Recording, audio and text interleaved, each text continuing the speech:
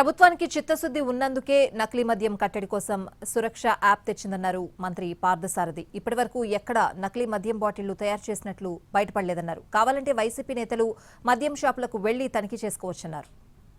కల్తీ మద్యాన్ని అరికట్టాలనే ఉద్దేశంతోనే ఈ యాప్ను ప్రత్యేకంగా ముఖ్యమంత్రి గారి ఆదేశాలతో ఈ యాప్ను తయారు చేసి ఇప్పటివరకు కూడా 1,70,000 యాప్ ద్వారా మరి ప్రజలు దీంట్లోకి వచ్చారని చెప్పేసి మనం చేస్తా ఉన్నాను. ఏ ఒక్క కేసులో కూడా ఇది నకిలీ మద్యం అని చెప్పేసి తేలదని చెప్పేసి కూడా ఈ సందర్భంగా తెలియజేస్తా ఉన్నాను.